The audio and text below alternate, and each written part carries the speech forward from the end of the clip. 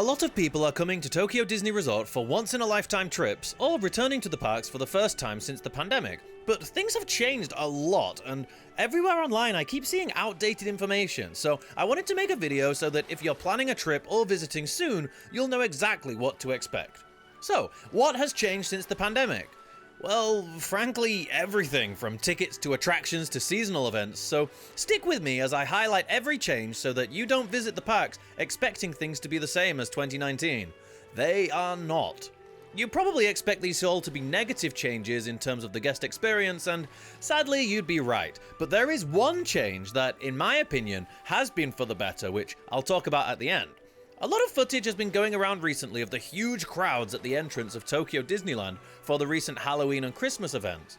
Whilst the events are still pretty lackluster compared to what they used to be, 2023 is the first year that both parades have all of their dancers and stops, but the big difference from previous years is that the parades used to run twice a day, but now only run once. This, along with the enormous demand for entertainment from the Japanese park fans, which has to be seen to be believed, has resulted in guests arriving as early as midnight the night before to get into the parks at 8 AM to then sit on the parade route until 4 PM to watch one parade. Not only does this make getting into the park in the morning quite unpleasant, but it also results in the whole parade route being full of people for most of the day, which is really disruptive. I really hope the parks will start to run the seasonal parades twice a day again like they used to so that they can spread this demand, but with the new event announced for January having only one parade a day, it doesn't seem like that's going to change anytime soon. The crazy thing is they even sell premium seating for these parades, which sells out every day within 5 minutes, so they could make a lot more money and make guests happier by running them more than once a day.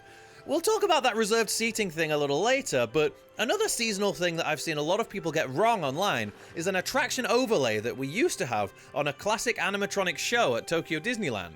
We used to get different summer and winter versions of the Country Bear Jamboree, which were fan favourites, but sadly have not been seen since 2019. With the huge cutbacks to seasonal events, it's sad to say that along with the lacking decorations and non-existent roaming entertainment, I don't see the Country Bear overlays coming back anytime soon. I think they've got bigger things to worry about. And I hate to say it, but maybe they're not coming back at all. Hopefully I'm wrong, but we'll see. Attractions like Country Bear Jamboree and the Enchanted Tiki Room have always had slightly altered opening times, opening a little later than the park and closing a little early due to the low demand, which was totally fine, but since COVID, the hours for the entire parks have sadly been reduced. Whilst both parks used to open from 8 AM to 10 PM every day, they now open from 9 AM to 9 PM. But strangely, the parks usually open their gates more like 8:15 or as late as 8:30 to deal with the enormous crowds that get there so early. This time changes slightly depending on the day, but the only way you can know for sure is by staying at a Disney hotel and asking at the reception.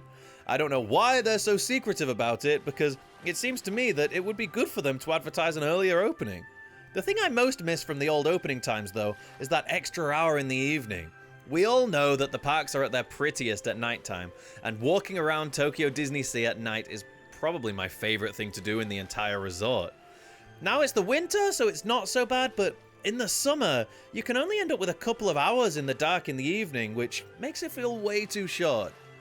The general message of all these cutbacks is that guests kept going to the parks during the pandemic when the parks were offering a bare minimum of experience, so OLC, the owners and operators of Tokyo Disney Resort, realized that they can get away with doing a lot less than they used to, and still have sold out tickets most weekends, so why spend the extra money? It's for this reason that it's hard to judge what, if any, of these things will return to how they were before, but this next one I really think they can't get away with for much longer. During the pandemic, one of the most noticeable and admittedly most understandable changes was a lack of entertainment. All of the theatres in both parks went completely empty for quite some time, until eventually we got a COVID-friendly version of Big Band Beat at Disney Sea and Mickey's Magical Music World at Tokyo Disneyland, which at the time were a real treat, hence why they added the subtitle A Special Treat to Big Band Beat to explain the lack of live band, live singers, and a lack of the huge majority of the dancers, as well as the runtime drastically cut down. Magical Music World didn't get the subtitle treatment, as the show actually debuted during COVID, so we never got to see the normal version, and maybe never will. At the time, it was just so nice to be back in the theaters watching some live entertainment, but being given a special treat COVID version of a show in 2023 when ticket prices have never been higher feels a little insulting.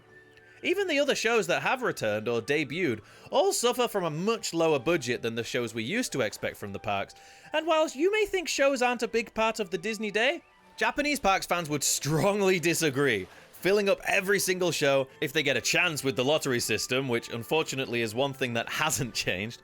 So that's the stuff that's missing, but they've also rolled out a bunch of new systems that make your entire experience very different to before, starting with purchasing your park tickets. Tokyo Disney Resort has never done park hopping very well.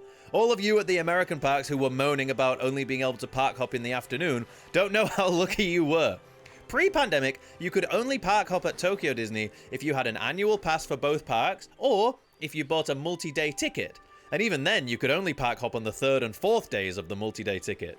On my first trip here in 2017, I stayed at Tokyo Disney for 6 days, but could only park hop on 2 of them because of the way the tickets work. So, I'm sure you'll admit that system was kind of clunky, but luckily they fixed it. That is, if you would use the term fixed to describe what would happen if you took your car to the repair shop to fix a crack in your windscreen and you got back an hour later to see your car had been crushed into a cube. Yep, there's no park hopping now. What's more, there's no annual passes and no multi-day tickets. The only way you can get in is with a day ticket or an overpriced evening ticket, which is admittedly simpler, I suppose. There is of course one way you can still park hop, and that's to buy a full price day ticket to both parks, which may sound extreme, but it still ends up being cheaper than one day at the American Disney parks. So if you're visiting for a once in a lifetime trip and you want to park hop, it might be worth considering. Now for the part of the video that's going to be irrelevant in a few months, or maybe right now, depending on when you're watching it. Before the pandemic, we had the classic Fast Pass system, which meant that included in admission, you could choose one of a select number of rides, be given a designated return time, and then come back and skip the queue, with you able to get another pass 2 hours later or after the pass was used, whichever came sooner. After the pandemic, the Fast Pass system was discontinued, but recently a totally new system debuted, which means that included in admission you can choose one of a select number of rides, be given a designated return time, and then come back and skip the queue, with you able to get another pass 2 hours later or after the pass was used, whichever came sooner. So, obviously, these passes are identical, right? So surely they reused that immediately recognizable Fast Pass name. Nope, they're now called Tokyo Disney Resort 40th Anniversary Priority Passes. Clearly they wanted to achieve 2 things with this name change. 1, make life much more difficult for the guests and the cast members who have to explain this thing to them. And 2, make it very, very clear that this is temporary for the 40th anniversary, with many people speculating that as soon as the 40th anniversary ends on April 15th, 2024, the passes will be replaced with an upcharge service similar to Genie Plus in the American parks. Make sure you subscribe to the channel if you want to know how things change here in the future, as I'll definitely be covering it. Another thing that may remind you of the systems the American parks use, the most popular rides are not included in this system, instead requiring an individual queue skipping pass, here called Disney Premier Access, or DPA. I went into more detail on these systems in another one of my videos, so I won't bang on too much about it here, but sadly, the days of turning up to the park and being able to get a free fast pass for your favorite rides are now gone. One way DPA differs from individual lightning lanes in America is that you can also get DPA for parades and shows. I cannot overstate how popular these are, so if you want to get one, you'll still need to arrive at the parks very early, as on some days the park gates open at 8:15, and all of the DPA for the parades at Disneyland, or Believe Sea of Dreams at Disney Sea, are gone by 8:20, especially for seasonal parades. Again, this is why we really need more than one of them running a day like we used to. You'll make more money, OLC, I promise. Okay, so I really hate to talk negatively about one of my favorite places in the whole world. Luckily, there is one change since the pandemic that has been for the better, in my opinion. In 2020, when the parks closed, you could only buy alcohol at Tokyo Disney Sea, but now you can get it at Tokyo Disneyland too.